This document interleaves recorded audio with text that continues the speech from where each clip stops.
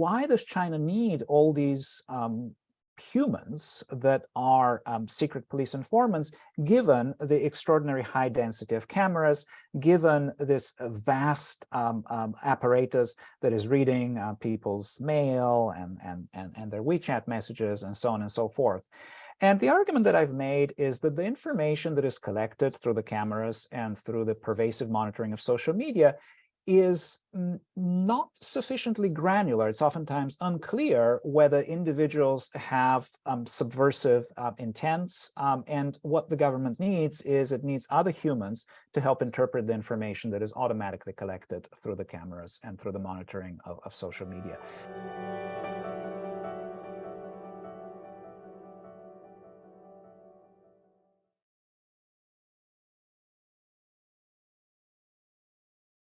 Hello, I'm Kelly Tsai, the Dean of Humanities and Social Science at Hong Kong University of Science and Technology. On behalf of the National Committee on U.S.-China Relations, I'm excited to be speaking with Martin Dimitrov, Professor of Political Science and Chair of the Department of Political Science at Tulane University, about his new book, Dictatorship and Information, Authoritarian Regime Resilience in Communist Europe and China, published by Oxford University Press. Martin, I have the highest respect for your research on the study of comparative communism and post-socialist regimes, and I'm still referring students to your edited volume entitled Why Communism Did Not Collapse, Understanding Authoritarian Resilience in Asia and Europe, which was published by Cambridge University Press in 2013. It's hard to believe that it's already been a decade. You're one of the few China scholars in political science who consistently brings a comparative perspective to our understanding of China. And I have learned so much from your work over the years. So when Margot Lamman at the National Committee invited me to interview you about your most recent book, I immediately accepted. But I had no idea that I was signing up for a magisterial 450-page plunge into the richly detailed mechanisms of how communist dictatorships have attempted to get accurate information about what citizens are really thinking. But it was a genuine pleasure to take that plunge, and I hope our listeners will do the same and read your book. One of the central concepts in your book is that of the dictator's dilemma. What is the dictator's dilemma? Kelly, first of all, thank you so much for agreeing to join this event and to talk with me about my book, and also this volume that you mentioned, Why Communism Did Not Collapse, which indeed was published 10 years ago. One of the great pleasures was to have a contribution from you in that volume. So we do have a chapter from Kelly Tsai in that volume. Now back to Dictatorship and Information, the dictator's dilemma. The dictator's dilemma is the inability of dictators to have accurate assessments of the level of popular discontent that they face from society. And the argument is that because dictators are unable to accurately assess levels of popular dissatisfaction, they're fundamentally insecure, and they're likely to experience unanticipated coups and revolutions.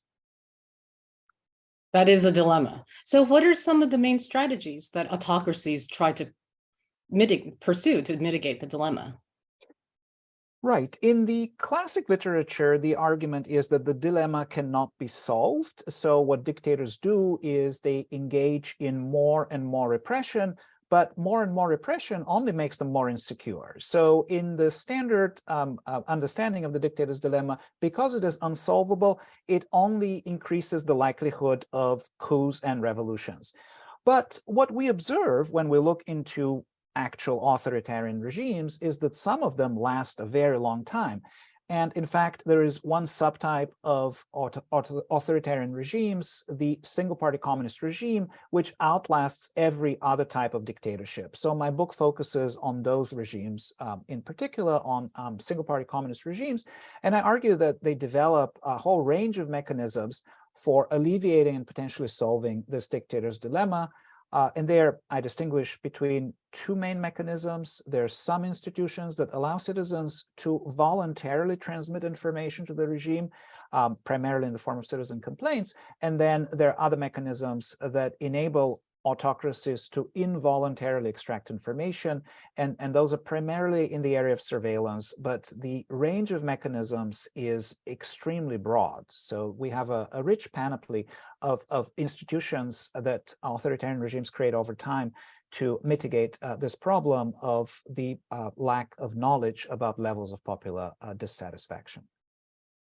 Well, speaking of information, before we go into more detail about your argument, I'm curious about your sources of information. This is an especially difficult topic to research because information gathering in autocracies is a hidden activity, as you write. And it's just remarkable that you conducted nearly 100 interviews in China, Cuba, Russia, Germany, Bulgaria, and the US.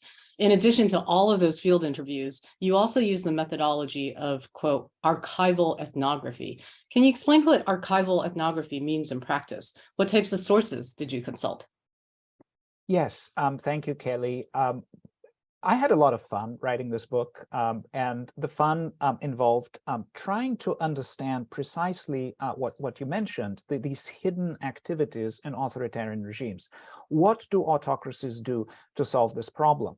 So I started out by examining archives that have been reopened in Eastern Europe after the collapse of communism. Both the Communist Party and the State Security Archives are now open to researchers. I also looked at the archives of the Telegraph Agency. Those are the three main collectors of information in any communist regime.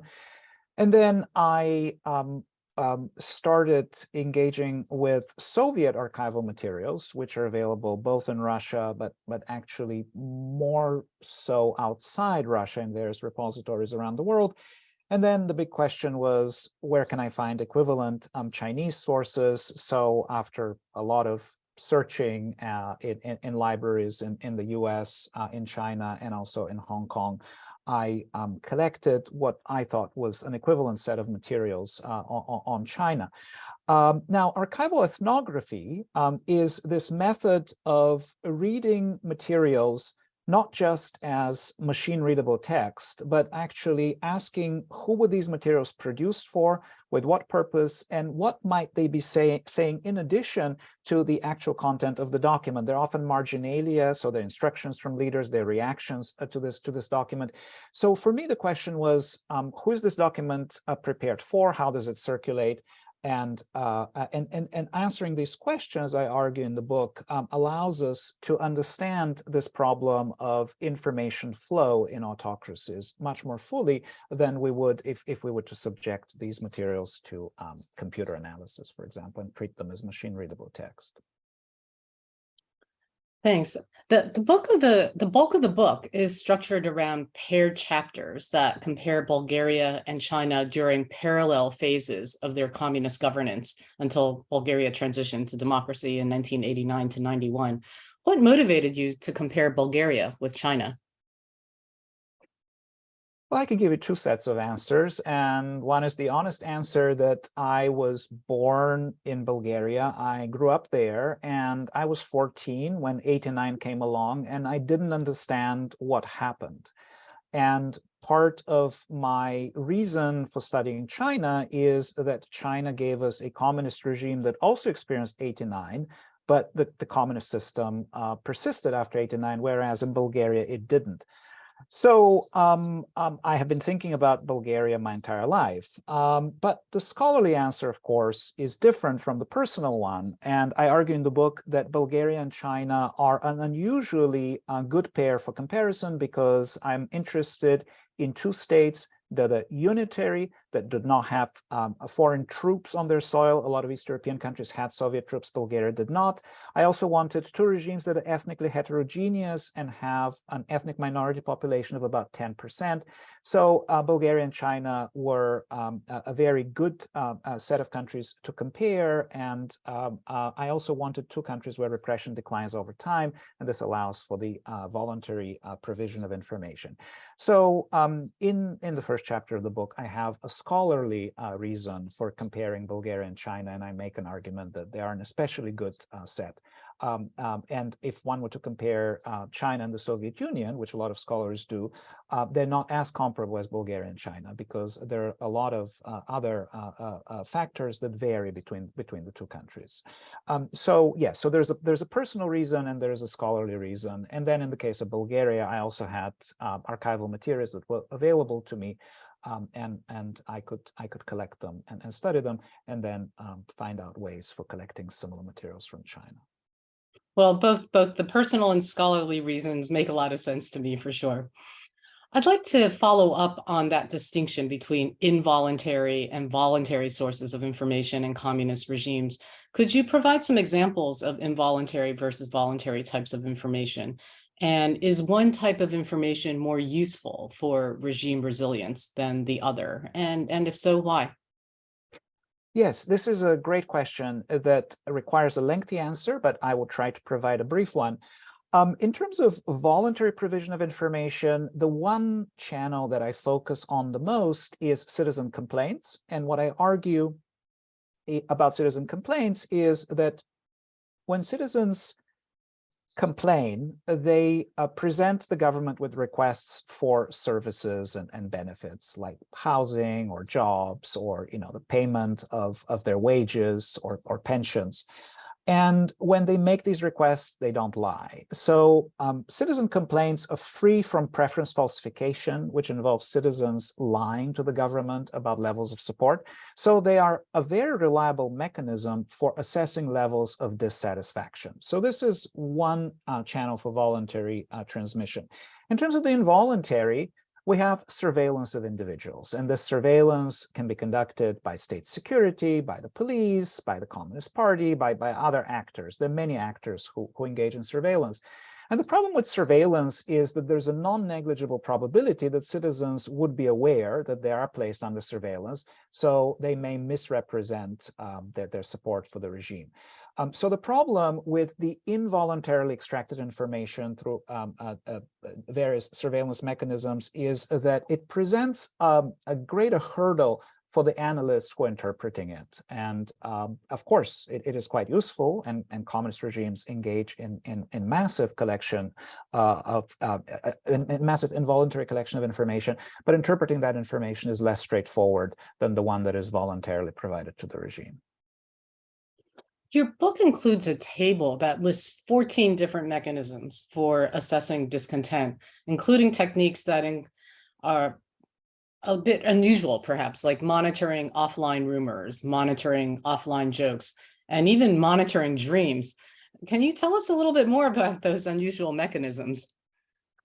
Yes, thank you, Kelly. I mean, they're certainly unusual and they're fascinating. I mean, I thought, whoa. So we have evidence in both China and Bulgaria and East Germany that there's this monitoring of rumors. In East Germany, there was a systematic collection of jokes, anti-regime jokes. A similar effort took place in the Soviet Union and in Bulgaria. And in terms of dream monitoring, there's only one single report. It actually comes from Bulgaria, of state security, in the case of Bulgaria, collecting information on what people dreamt about. So these are unusual mechanisms, and the problem for the regime insiders is that this information was not particularly granular. They didn't know what to do with it. As a result, these mechanisms never emerged as the main mechanisms for assessing levels of discontent. Because, yes, I mean, jokes spread very fast and they're often funny, but it's not clear how subversive an individual who tells a joke actually is. Sometimes people just like to have fun and they tell jokes against the regime. Well, it seems that dictatorships often don't have a very good sense of humor when That it is comes certainly to true. Yes. jokes involving the dictator. Well, although in the case of Bulgaria, the dictator, Todor Zhivkov, a man who was in charge for 35 years, asked his closest associates to tell him about jokes that people were spreading about him. And these associates say that he laughed. I don't know how reliable that is. I mean, that's memoirs. I tend to be very dismissive of memoirs. I don't have archival evidence that he laughed about when he was told about jokes about himself. It's just memoirs. But he did ask by the 1960s and then 70s and 80s that individuals who spread anti-regime jokes should not be prosecuted. So, I mean, at some point, in that one instance, at least, the dictator decided that, you're not going to put people in jail because they tell jokes about him. Now, other dictators are perhaps more sensitive about humor directed against them. Absolutely, absolutely. The emperor doesn't want to hear that he's naked or that it's funny that he's naked. Yes, indeed. So your book shows that in the case of Bulgaria, it's possible to solve the dictator's dilemma. But that doesn't guarantee that the dictator will be able to stay in power. Why is that? That's paradoxical when we first hear it, because the whole argument in the literature has been framed around the impossibility of solving the dilemma. And in the book, I show that, in fact, the dilemma can be solved. Autocracies are perfectly capable over time, when they make the proper investments in the institutions, to collect information about popular discontent. But what I argue is that this information needs to be put to good use, and the good use from the point of view of the dictator is to engage in strategic redistribution and in targeted repression. And this strategic redistribution and targeted repression is only possible under certain conditions. One condition in my book is high levels of economic growth. Those allow for the redistribution. Another condition is moderate levels of fear. So when fear is very low, then repression, they need to repress too much. When levels of economic growth are too low, they don't have enough funds for redistribution. So in the case of Bulgaria, especially in the 1980s, what we had was excellent information. The government knew extraordinary details about how popular and how unpopular it was. But we had a lowering of economic growth. There was an economic crisis in the making, which meant that the strategic redistribution was compromised. And then levels of fear had declined to very low levels, which meant that the regime could not engage in targeted repression. It had to engage in mass repression, and it just didn't have enough repressive capacity. So 89 was foreseen in Eastern Europe. The regimes knew that their popularity was eroding very fast, and they were unable to act on the information that they had. So for me, 89 is not a story of lack of information. It's a story about incapacity to act on the information that was available. That's a really interesting insight. I'd like to switch gears to China. How have China's information collection strategies changed over time? And more specifically, what are the implications of the regime's use of more technology-intensive forms of surveillance these days? For example, are public security police and informants being automated out of their jobs? Yes, thank you, Kelly. This, of course, is a question that has extraordinary importance for China. What I show in my book is that, in contrast to this stylized fact that circulates about East Germany being the most densely penetrated country in terms of the rate of informants, I actually demonstrate that China had more secret police informants than East Germany. And this continues despite the proliferation of very sophisticated surveillance machinery. And one question that I've gotten in the past is, well, why does China need all these humans that are secret police informants, given the extraordinary high density of cameras, given this vast apparatus that is reading people's mail and their WeChat messages and so on and so forth? And the argument that I've made is that the information that is collected through the cameras and through the pervasive monitoring of social media is not sufficiently granular. It's oftentimes unclear whether individuals have subversive intents, and what the government needs is it needs other humans to help interpret the information that is automatically collected through the cameras and through the monitoring of social media. So humans continue to be extremely important in the information collection infrastructure in China today, despite the advent of the cameras and the algorithms that allow the regime to read social media. One of the key themes in your books concerns the challenges of gathering information from ethno-religious minorities in concentrated regions. I mean, that's really a perennial challenge for dictatorships with ethnic minorities. So communist regimes have tended to opt for repression.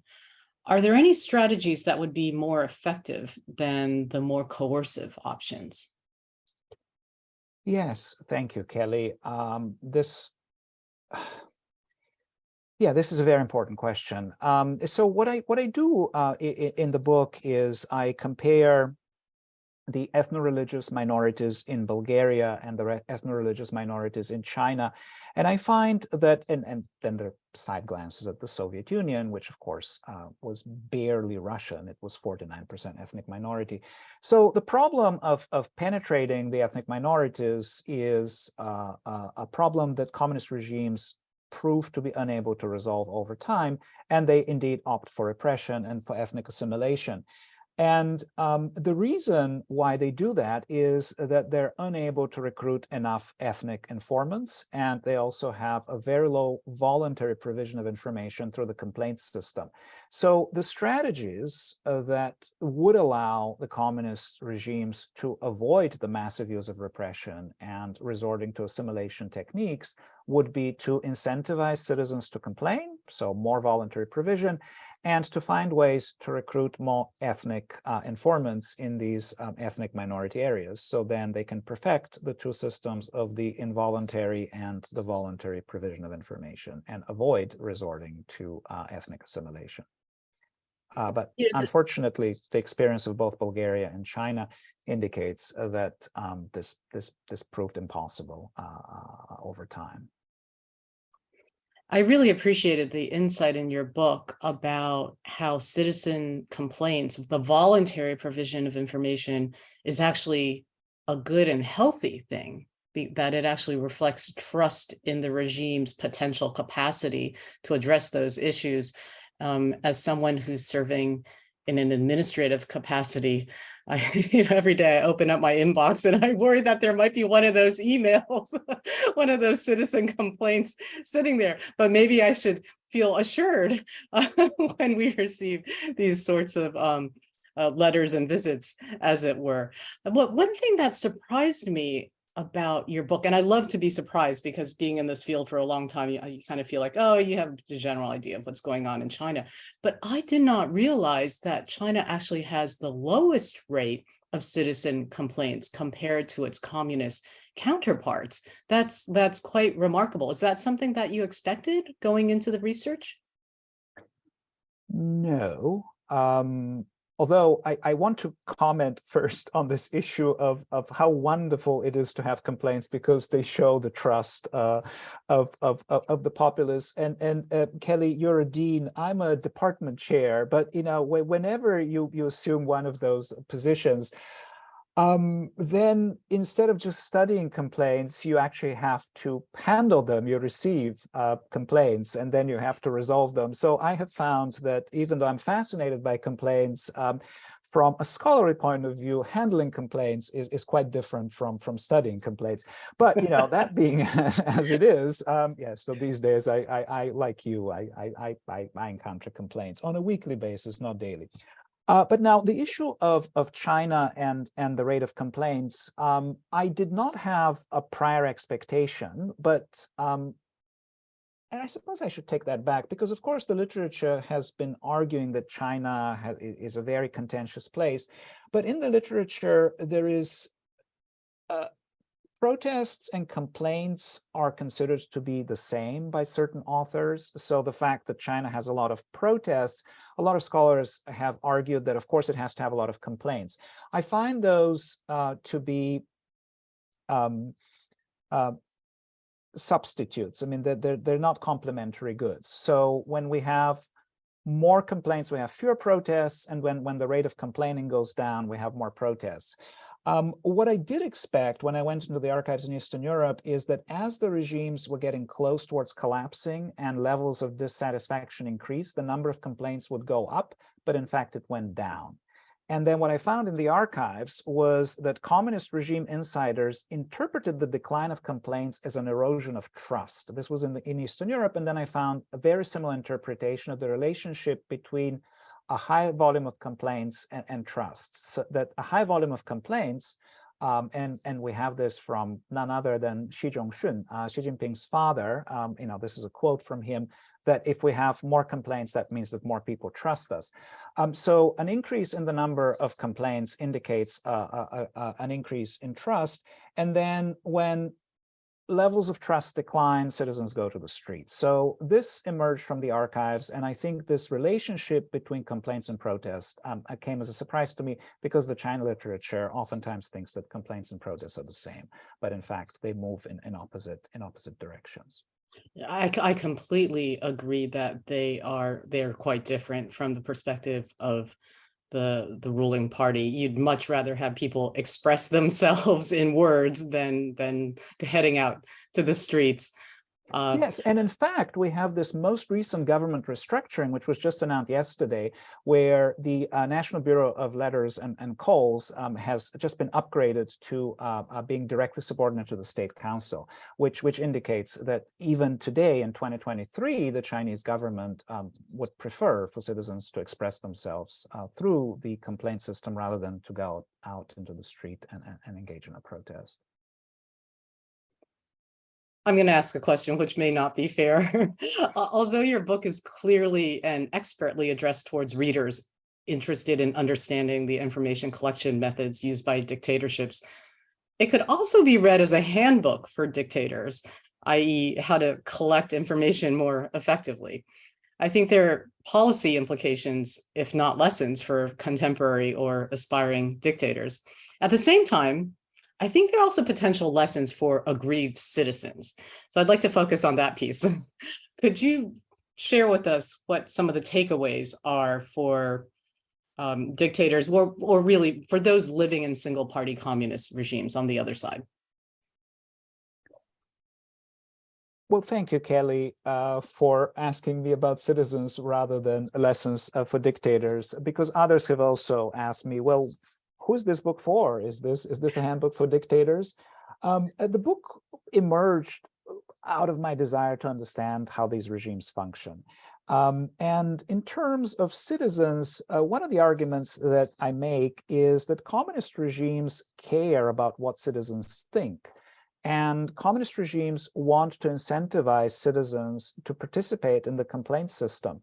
So if there's any lesson for citizens, is that they should engage in more contacting of the government, and they should let the government know what they're unhappy about.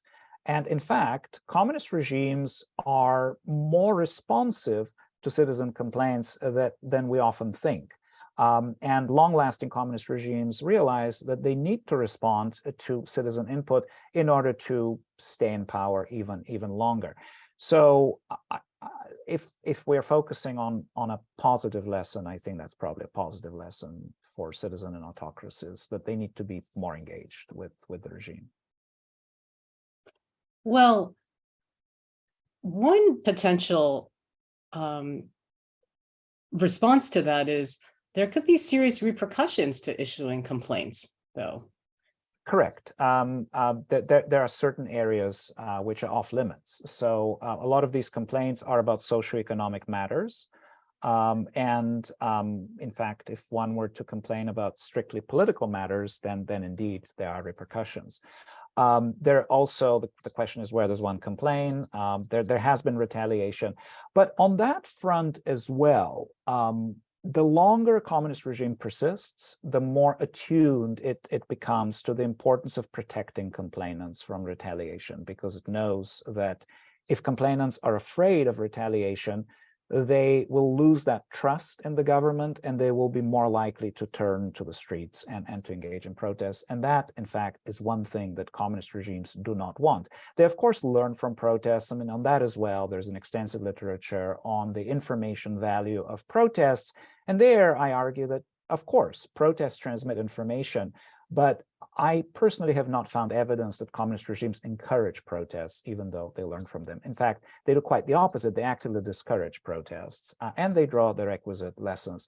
So if a communist regime wants to survive, it needs to incentivize its citizens to complain, and it needs to be sufficiently responsive to those complaints, and it needs to protect citizens from retaliation. So I suppose here there are lessons both for the dictators and for the citizens. Well, that's a good segue to my final question to you, which is the first sentence of chapter 1 in your book starts with, quote, "Eruptions of discontent are often unexpected." Just a few months ago, we were all shocked by the so-called blank A4 paper revolution in China, which was followed by the complete lifting of COVID restrictions. Could you tell us how the insights from your book could be applied to explaining what happened? Thank you, Kelly. I like archives, and on this particular issue, we don't have the archival evidence yet. So I think one answer would be maybe in 5 years, I can tell you, or in 10 or 15, what exactly happened with these protests. But in terms of the argument that I advance in my book is that in order to be resilient and to remain in power, the government needs to be responsive to popular input. So we can think of the A4 revolution as one instance in which citizens made clear what they wanted and the government responded. Now, of course, what we can think of is that the government by then should have known full well what citizens wanted, and it should have responded a lot sooner. So, one could certainly argue that, responsiveness that comes at such a late stage is not what citizens wanted. And, when we can get into all of the issues about zero COVID and to what extent this policy reflected the lack of information versus, other problems in the top leadership. But I think, one way to think of the A4 revolution is that people spoke and the government responded. Great. Well, Martin, thank you so much for sharing your insights with us. I hope this podcast has inspired listeners to run out and get a copy of your book. It's just such an impressive undertaking that you have accomplished. And I think your contribution is going to be, taking its legacy on our bookshelves and our reading list for years to come. So I encourage everyone to check out Martin's latest book, and thank you for joining us.